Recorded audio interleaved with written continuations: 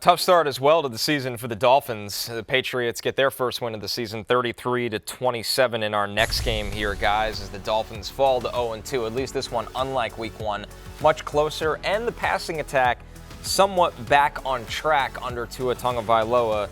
We got to hear from Tyreek Hill on just trying to build some momentum going forward. We definitely can use this as momentum.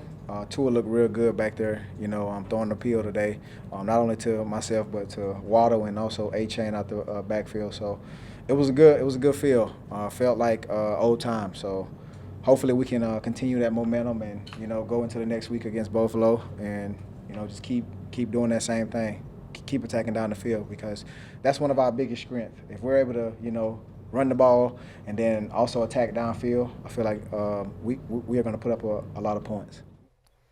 Felt like old times is something you think you'd hear like Aaron Rodgers say with Devontae Adams. Yeah. Not the Dolphins, who it's not that far away. Also, we can't be taking honourable losses out of losing at home by 6 points to the Patriots, who won 4 games last year. Like, that's just a little ridiculous. I thought, look, it's good that they were able to get the volume. I still don't think that the offense looked great. Like, Tua took 5 sacks. A lot of it was, they're going to be in a lot of shootouts because the defense is that bad. Drake May had like MVP level efficiency in terms of EPA per play in this game, and he looked fantastic. But I just worry about Tua getting through the season behind this offensive line, missing his whole blind side. There's no running game at the moment to take pressure off of him. So it's good that there was volume for Tyreek Hill and Jalen Waddle and Achane in the passing game. But yeah, worried about this situation going forward. No question about it. Hill, 22% target share, 109 yards, his third most in a game since the start of last season. Waddle with a 19% target share, 17.8 fantasy points, all good. Like, if there's a positive here, it's like, okay, they did what they should do against a bad defense. They were able to produce, but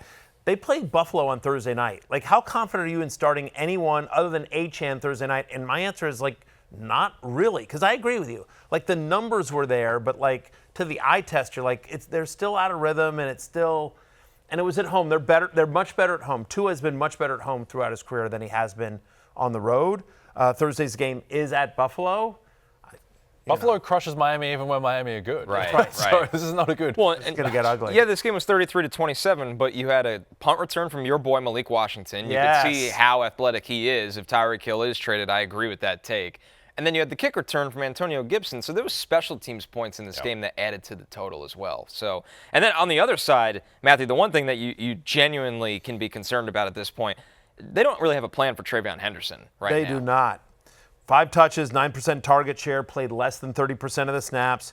Through 2 games this year, he's played 16 total touches. You got a couple of holding penalties in this game as well, which is sort of tells you, at least to me, that, he's not ready in pass pro, and so somebody's getting by him, so he's holding him, and now you're losing 15 yards, and that Mike Vrabel's like, screw this. Just Ramondre Stevenson is boring and slow, but doesn't cost us 15 yards every time somebody blitzes. Right. And so, Stevenson ended up, playing almost over 60% of the snaps, 16 for 142. He looked good, looked spry. Looked like a young Jay Croucher out there. Yes, that's what they say. And you're right about Vrabel. Like Jay chasing his kids around. I don't think you even do that. I think you just let them run wild. Yes. Yeah. You tell them to come back. Bluegrass_RT. Real talk. Should I drop TreVeyon Henderson and pick up Cam Skattebo? I think I wouldn't be willing to do that yet. Yeah, I'm not ready to do that yet, but I get the question.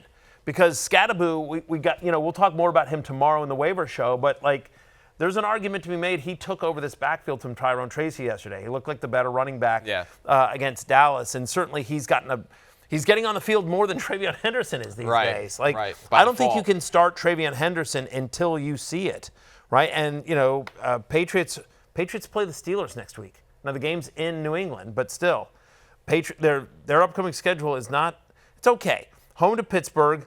Home to Carolina, that's better. At Buffalo, you don't love that. At New Orleans. So, two good starts, 2 bad Yeah, we'll matchups. see what Buffalo's defense looks like as well. I think with the Patriots, Keyshawn Boutte did nothing. Stephon Diggs he got 5 targets, but largely nothing adjacent. Hunter Henry was onside. The only guy that you feel good about starting is Drake May, and then I think you feel okay about starting Ramondre Stevenson as a low-end RB2, high-end flex, depending on how TreVeyon's usage develops. So those are the only 2 guys I'm interested in. But yeah, if you drafted TreVeyon Henderson in the 4th round, which is where he was going, and you want to full-on panic, I think you're allowed to because I think it's going to be a while. He'll eventually get a bigger role, but I don't see him doing it next week. No, I think we're at the point where you just trusting rookie skill talent with Mike Vrabel is you kind of made your own bet at that point. Yeah. It's just not. He doesn't thrust guys into those roles, even if they seem like the most explosive option. So our last game, guys. Hey, it's Matthew Berry from NBCSports.com and RotorWorld.com, and I want to thank you so much for watching whatever it is you just watched, or if nothing else, being too lazy to click out of the autoplay after this video started, after whatever it is you actually wanted to watch finished. But now that you're here, I'd like to take a moment here to ask you respectfully now, okay? I'm asking you respectfully to subscribe to the NFL on NBC YouTube channel. You'll get the latest Roto-World fantasy news headlines, all sorts of great shows, including my own Fantasy Football Happy Hour. So go subscribe now. Again, I'm asking respectfully.